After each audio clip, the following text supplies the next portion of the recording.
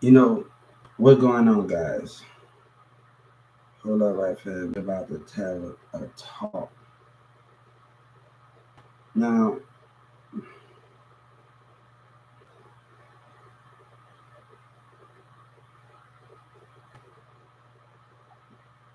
we're about to have a talk right back.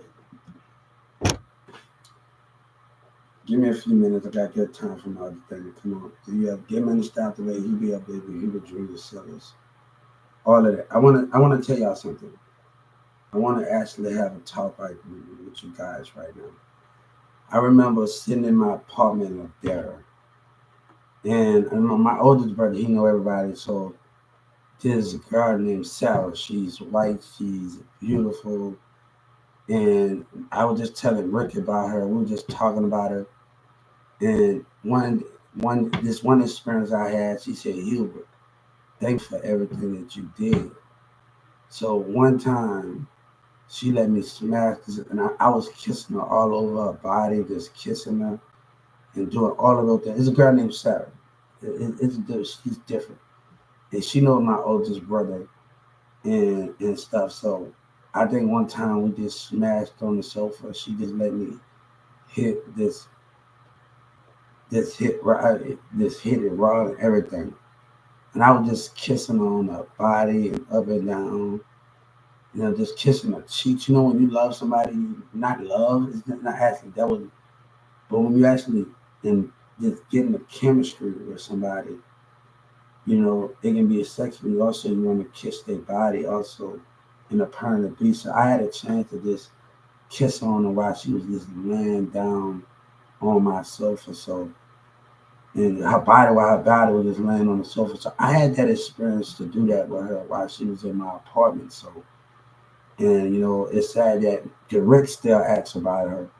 And I'm the last one that ever had a conversation with her because she stopped talking to Rick and my brother. So I'm only the last one that just actually had a conversation with her. So nobody like my brother or Ricky actually had to them two. Nobody actually never had a conversation. Me, she called me afterwards. I was like the only one to have a conversation with her. And Rick always asked me about her. I said, I haven't heard it from her. That was me, like after that thing, she's the only one that called me. So nobody else didn't call me, like literally called me. I mean, she was beautiful, man. You know, I smashed her. I got the kiss on her. I got a kiss on her body, her butt cheeks, and do all of that while she lay on the sofa. And just to enjoy her. I know it was just a sex, but I got to enjoy. Like I got my satisfaction out of it, and I hope she did. Like just hope she did got what she wanted out of it. So I know I got my satisfaction out of it. You know, to actually taste you, that's gonna be the biggest thing. So I got my section for fired out of it. Not just chasing down there to chase in there, but to taste the body. So I got my second satisfaction out of it. Yeah, how you doing? Yeah. So just kissing on the body, kissing on the butt cheeks, kissing on those things, and understanding those things. 7 or 8 or 9, 10 or 11. So that's the thing, man. Like people don't know. I got a person that like that was the actual thing like with that situation.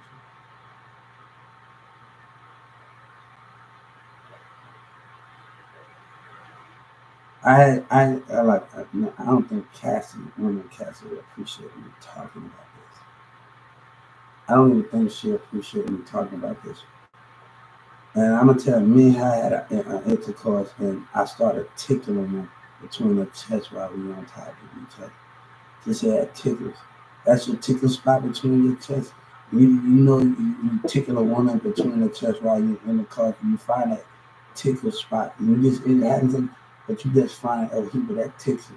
You know, you just start tickling, just kissing her between her chest and tickling, like doing all of that while you're on top of her and doing all of that stuff. So I really don't want to talk about all of that. So you see, you got to stop that tickle shit. Like if you know you can find a woman that can, on top of her or something, you can just find a way to. Sometimes you just blend it. You can find that tickle spot some of the time to understand. Yeah, yeah. Yeah, you can find a tickle spot to understand. Yeah, I like it. I like it. Yeah, and she said, "Keep that tickles." When you're on top of it, you just want bang the nose like, no. Let me just put my face and tickle and kiss your little face and see kick between the chest and see what you. And she told me like that tickle. That means they got your little tickle spot between your chest as a woman. So you got your little tickle spot. So yeah, you got your little tickle spot as a woman. So yeah, man. When you're on top of a woman, like you be able to kiss her between her chest. You just be kissing her between her chest. You gotta understand it. Like most people, I just like if I'm at visit sex, I'm actually going to tell myself I'm good, not just doing all that fun shit. I want to get it. I want to get a little glue with it. It's okay. I have my. Hey, let me tell you, like literally, I should not be talking about this. I should not be talking about these things and these format plans and doing these things and these things. So that was then when you can just tickle her, when you can just tickle a woman, when you can just tickle her between her chest, that makes it more fun to understanding like the gravity of it and things. Yeah, man, I just think it's more than on top of a woman. I just think because most niggas and niggas want, I think them, and I think me and Cassie and them really got. I mean, I know two Cassie, not the Cassie you think. We really got to know each other, so I was like, I was easy to this, just like have my way a little bit and make her tickle. So I think I'm so happy that Rick got me introduced me to her. Like I was just so happy, like literally. But she trying to get her life together, and I hope she stay on track. So yeah, she's trying to get her life together. And my girl Storm, my friend Storm, I really got to know Storm, and I told her I was gonna find a way because they struggle a lot. And by me just really just spending time with Storm, and we didn't always, and I had to really get to know her, and I felt like I just felt like just the friendship, and I lost somebody to Needle because she actually introduced me to the guy that stayed in an apartment down the street from the library that I went to in Carrollton, where the police dropped me off at. I stayed there in that apartment. So I was like, he died and he had a kid and he died with a lady and everything. I'm like, hold up.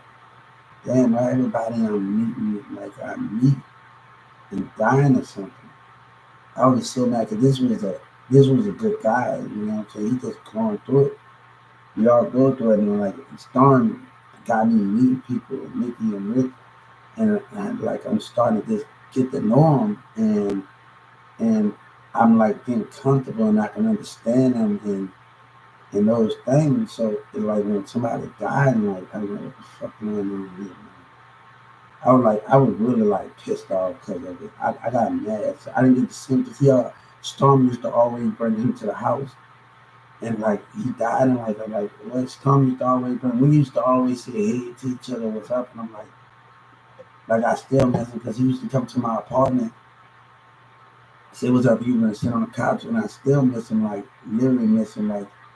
And he's like Storm introduced me to people, Nikki introduced me to them, and this, and I'm like, well, hold up for a second, and those things.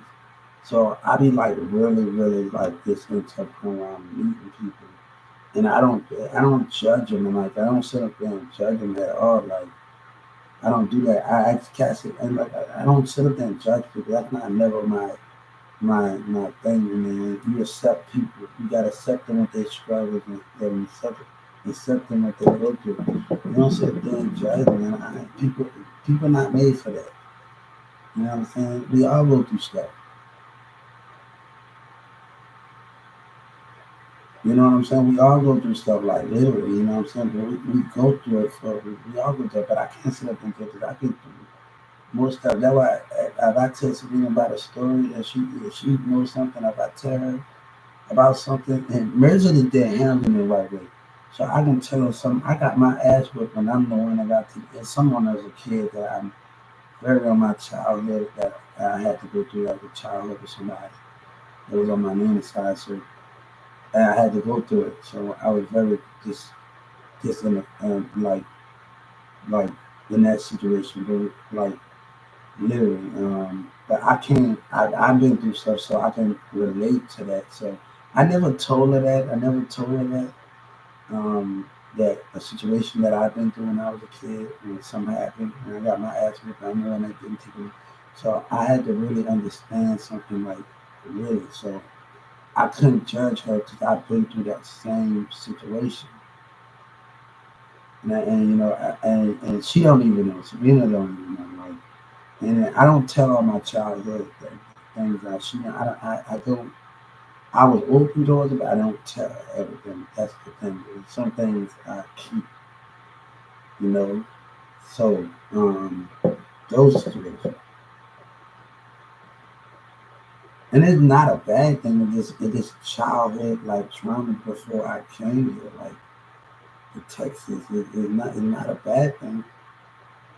So it's really not a bad thing when this child and there's nothing to do with her. If I find out something, because I didn't been through a similar situation with that, so it's not me judging her.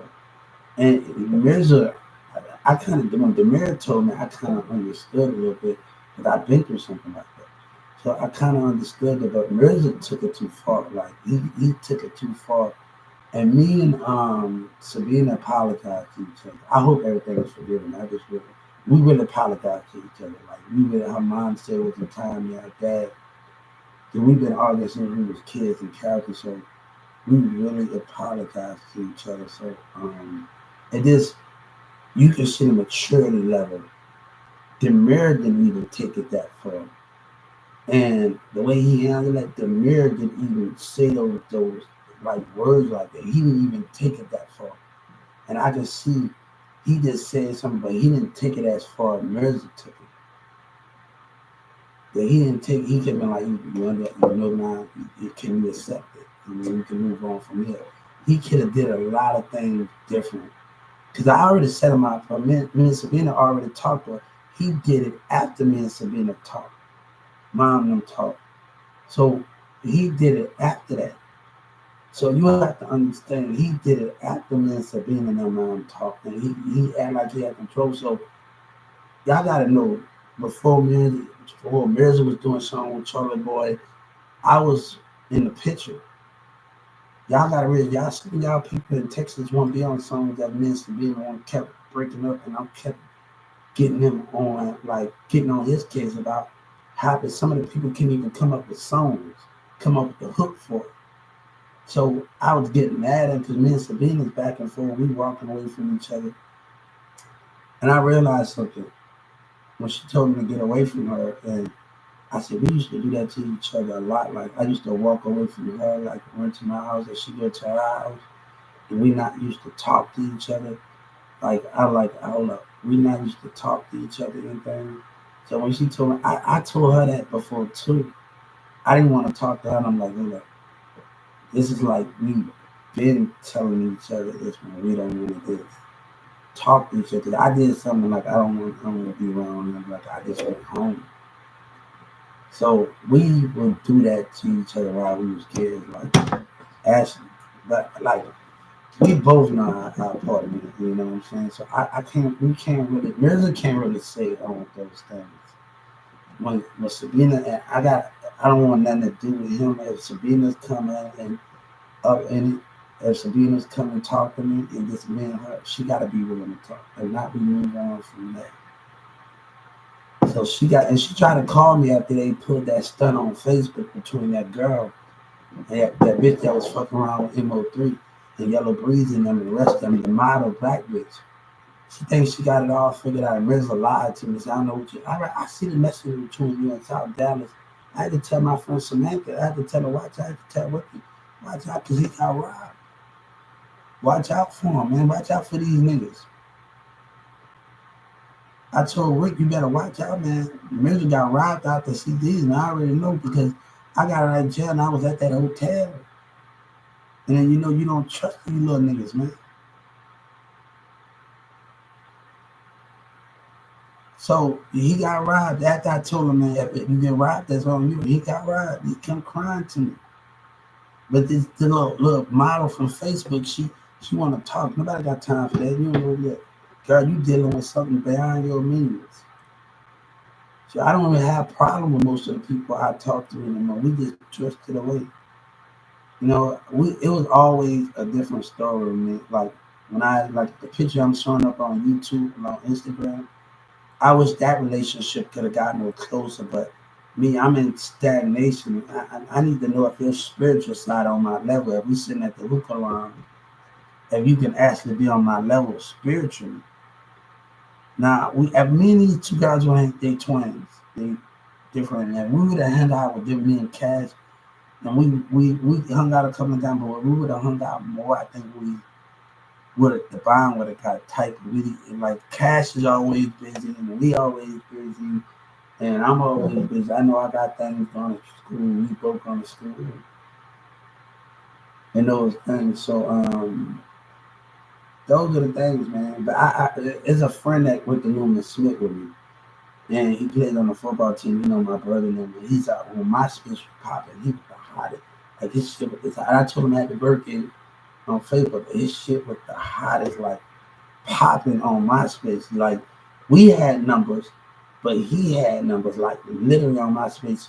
He had numbers. I said, we had numbers. When I go step B with him, he had numbers. I said, God damn, man. Like, he always went home. He did this remix to this team. Man, he went hard on it. Like, I know it's from step B. He went hard, and I still tell him to go hard, man. Like, he go hard, bro. He, like, his number was up there. Like, me, I MySpace number, but this guy I went to, my brother's friend, went to Newman Smith, his number was up there at Newman Smith. Damn, his number was up there. He was hot, but he never got the shine. We was all trying to just do things. Like when Nicki Minaj talk about something, Nicki Minaj don't know, look, all right, so what if I got a little problem? I'm gonna get somebody, I'm speaking about it, but I'm gonna get somebody to write it down, and all I do is gotta put it on the all they do gotta put it on the paper, and I just gotta write it down to make it sense. I'm going through with the sense to complain about it. So what's the sense to complain about with it? So we just maneuver right now. I took therapy in Newman Smith, so I need to show people nobody really got the side to see the third side, and I hate that.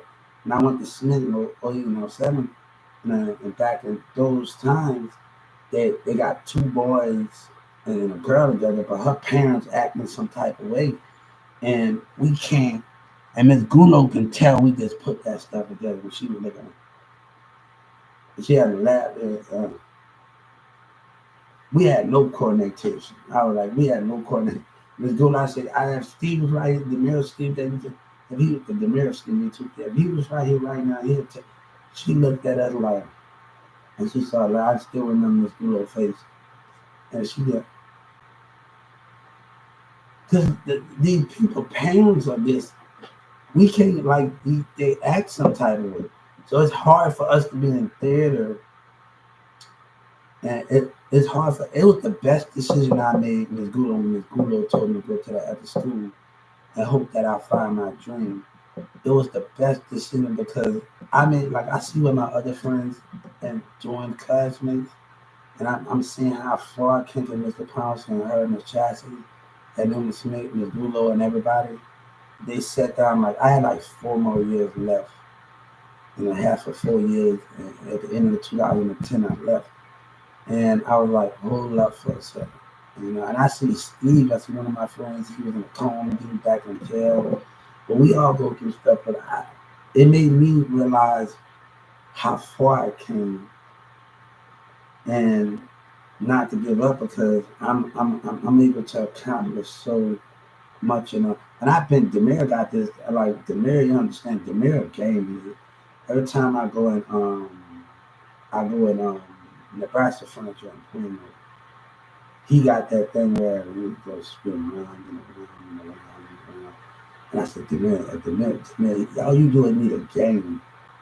You just need a game with that dude. That dude don't have to either ever have to leave the house. That boy is a game freak. I'm gonna tell you that for sure. He got a computer. I'm like, dude. And I'm just sitting up there watching him play Assassin. Demir, you really got a game problem. Like I was thinking to myself, I said, Demir, you have a game problem. You got a computer game. And I was telling myself that the man got a game problem. He got a game addiction, a PlayStation addiction.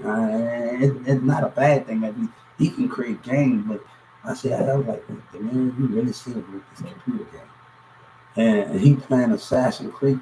So I've been had to create. I've been wanting to show people what I can do, but with so much of focusing on like so many things I had on my plate, so it's hard to get.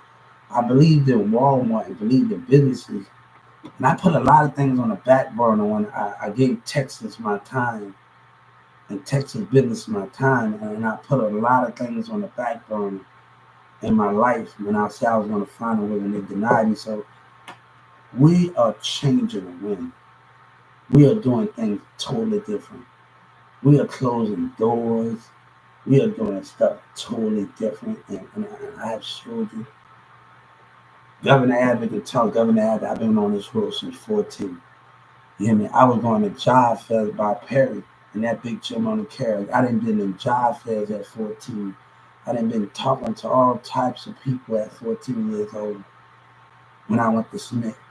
You know, he can't tell me nothing about his businesses.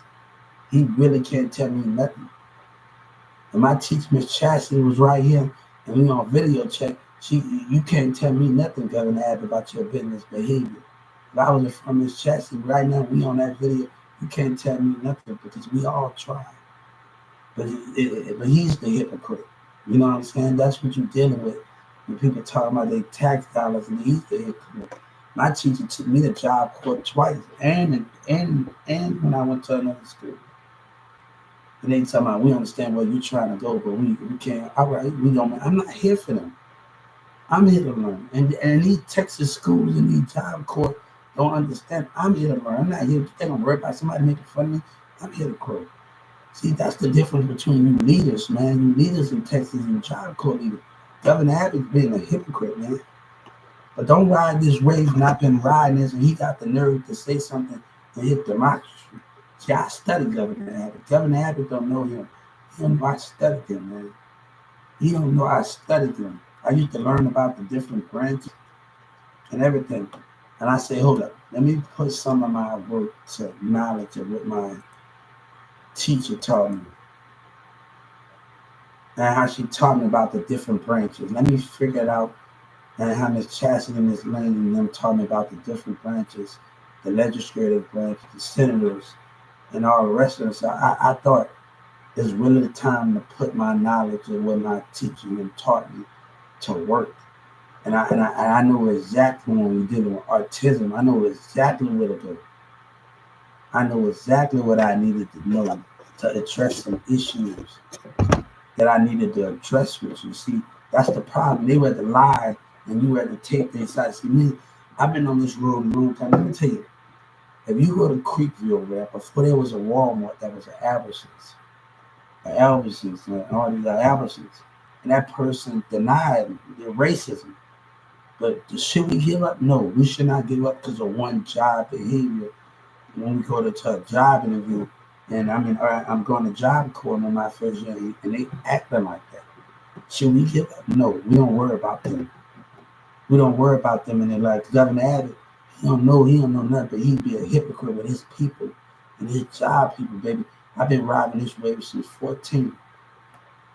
The only person I've been riding this wave since 14. You can't tell me nothing, you hypocrite. You can't tell me nothing. I've been doing this since 14. So you can't tell me nothing. I'm sitting in this big gym right by Perry, right by the service school. We got the elementary school.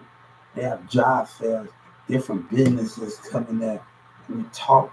I mean, you don't know nothing about what I've been through. And we've been on this road. We tried success. Who you know that's 14? He's talking about he's been working since 7. Come on, man. You playing Boosie, playing with the minds of others. He's been working since 7.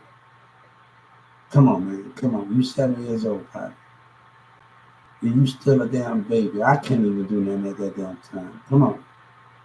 My mama can't even damn do nothing at that time. But I'm still a kid. Like I shit, my mama wouldn't let me live that. The only thing I was doing in New Orleans was probably kissing girls. That's all the thing I was doing. Ain't no making no money, no things, you know what I'm saying? I used to sit at to go to the daycare school. I think McDonald 26 in the West Bank. It was far. And a girl would just sneak up on me and kiss me on the mat, and like literally, and sneak up on there. And that's something like to sneak up on me on the mat. And she it just sneak up on us to start kissing on me. Then when after a teacher came, like a teacher, whatever they we had to do nap time, and she would just kiss on me on the mat and come way over there.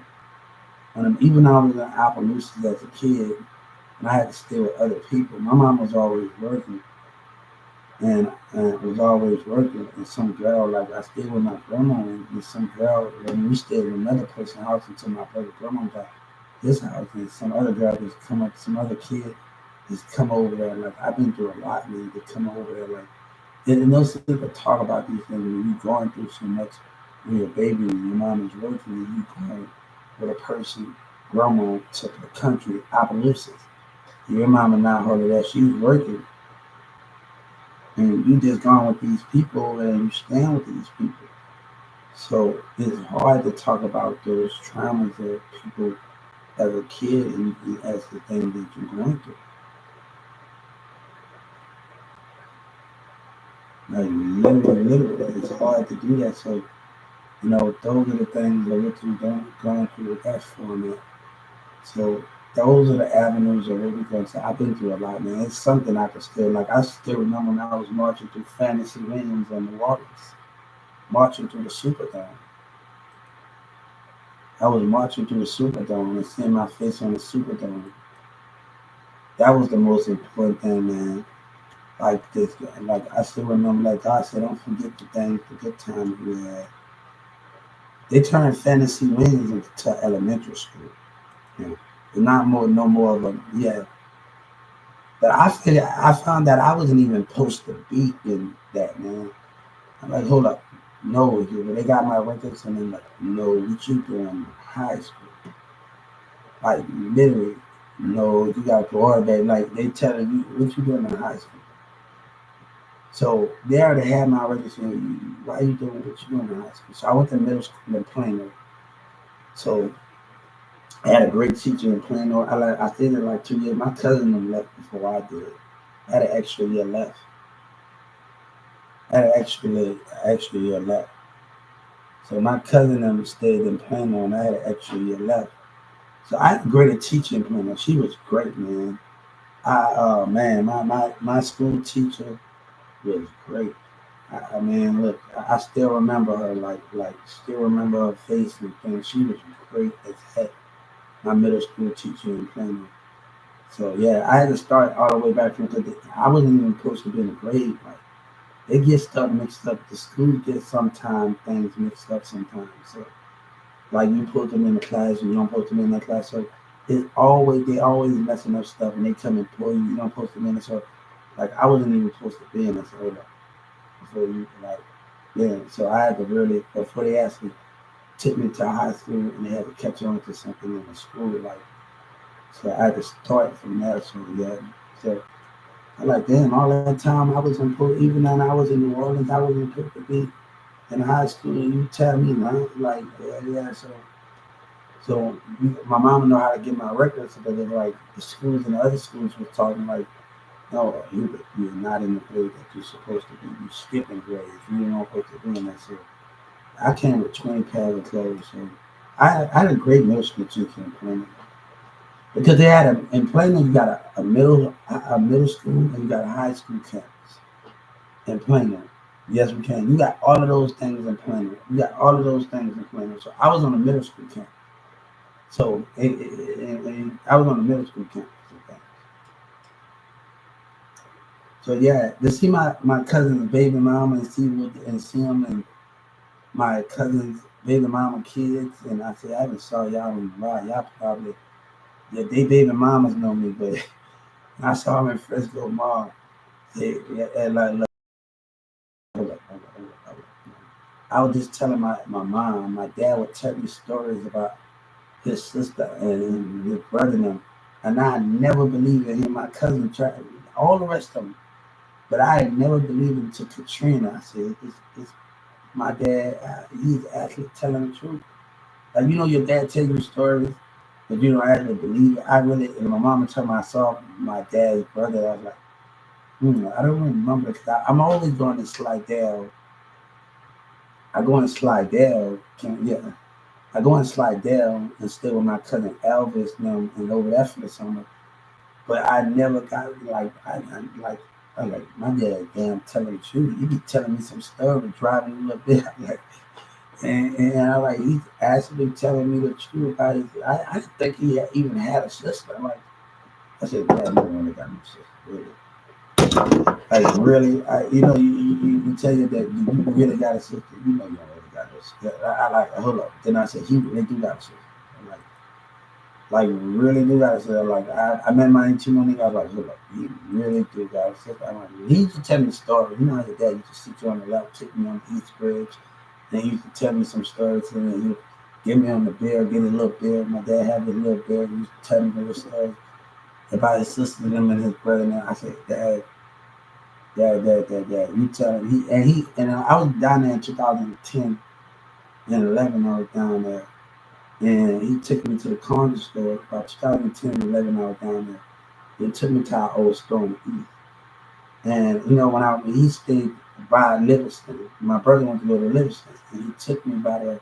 And the kids are like, "Hey, kids, I'm from here too." Like, I'm from here too. This is my home. This is my city. They would just stand at me outside. This was about 2010 and 9. They would just stand at me by the East by Livingston and say, "This is my home too." They like they didn't me. This is my home too.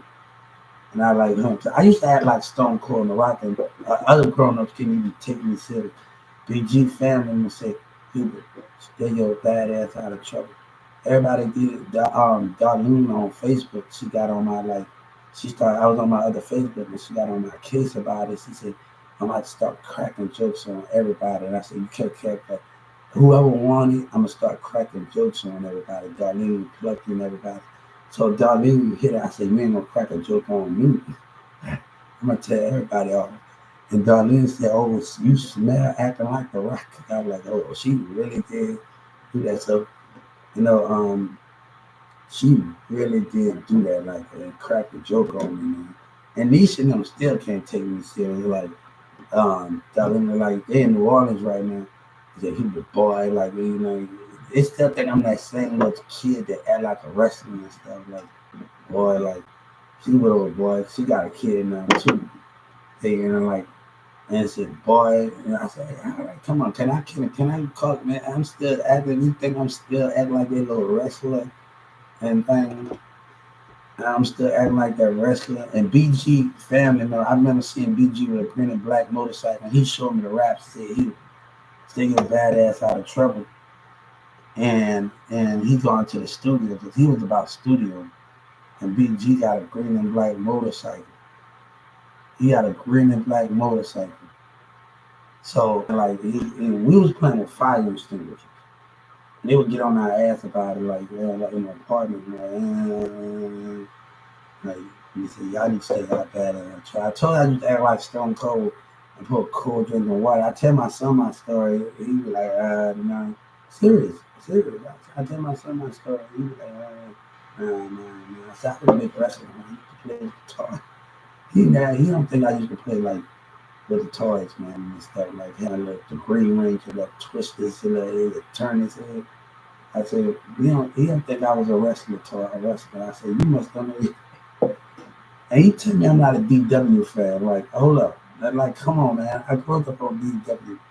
I got caught in the library at Burner where my friend in the West Bank, he got caught trying to get his phone back. And I got caught reading a book. And 2 days, he said, why you just can't wait till school and stuff. So he came and got me from my class. He said, I'm not going to ask you to tell your teacher that you got caught reading a lie out of a book.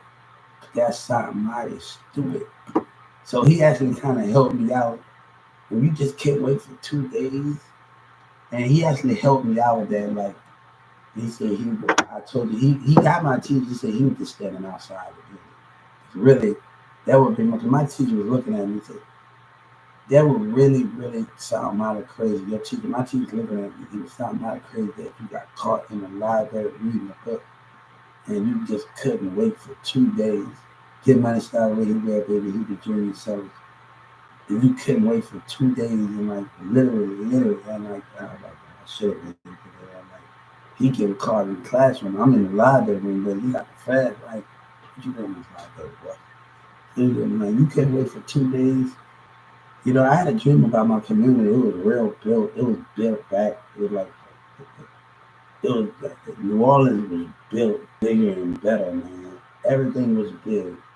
Now I had a dream about it. The streets was different. The houses were different. Everything was different. It was bigger. My city in New Orleans was big. It was bigger and better. And I'm walking through it, and everybody is looking at me from different neighborhoods. I'm going on the West Bank and the East Side on Lakeland. I had a dream about it. I had a dream about it, and everybody was looking at me and things, and like, oh, they're looking. I actually had a dream about it. Like in my city, New Orleans, the streets are different, the houses are different, every house is different. Like everything in that format was different. So yeah, they used to get on my ass a lot, man. Squad and them when they used to let me Vic and Vincent, they got caught on Canal Street. And like I said, what else? We always playing basketball, you know, play.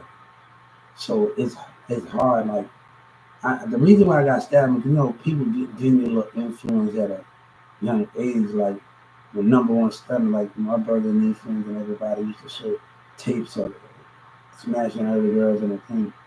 So it gets like that when like I'm being influenced or something. My brother used to hang out with Victor and Vincent. We all used to play at the court because SWAT upstairs right under Victor and Vincent. I said, y'all showing me this, and y'all like y'all teenagers and y'all showing me all this stuff. Y'all smashing me. And y'all showing me these things. I'm like, hold up right fast. Y'all do it too much. Like I had a girl, one of my friends said, what up, Weezy? I felt like and Weezy was on the back, and they gave the two little kids the phones, and me and them two we was cool, man. Me and him, we broke into the vending machine in the East apartment. One of the squad up used to mess with this girl that actually had stuff like, and so we used to sit up at the house and eat in the East apartment. I think Two Streets, one of the squad members in the apartment used to talk to this girl over there in the East apartment. And we used to always be by her house in her apartment. She got food and everything. We like never used to want for nothing, want for nothing. She talked to teach one of the squad up members in there. And she used to she kept food in her apartment over there, like, and they taught me how to swim. I had this cast when I got stabbed. Like one of my friends taught me how to swim. Like in the East apartment, he taught me how to swim. Like ever since he taught me how to do that, I know how to swim. So and I had a little cast on my arm. But the girl, mom, and her checked up on me. And I'm gonna tell you what forgiveness is, because I remember being in that New Orleans 20. She was really sorry at that time. And then me looking at her from the stand, me looking at her when I got stabbed, and I saw her spirit. And God said, remember that how forgiveness is. Remember that in New Orleans when you sat in that courtroom. Her mom, I shout out to her mom and her brothers. Her brothers always coming fresh. Her brothers always coming fresh. I always ask him, how you get those shoes? He got a pair of Reeboks. He got a pair of everything in New Orleans. Like, he got all of those pair. Like, he got this gold, and I used to always, but her mom and him always, they came and checked up on me. So we both young. We was young. And I was, at that moment, I had a dream, and I was in that New Orleans courtroom, and I saw her spirit. Then I was like, God said, I want you to know how to forgive you. I'm going to give you a memory of what happened. And I'm gonna let you know how forgiveness is. And I still remember her spirit. in that courtroom. So God said, I'm going to tell you how those things is and how you want to keep moving forward in life and how you can keep moving forward. And she had her head down and how you can keep moving forward. God said, I give you this to understand the keys of life. And I understand these things to give you the understanding of the keys of life.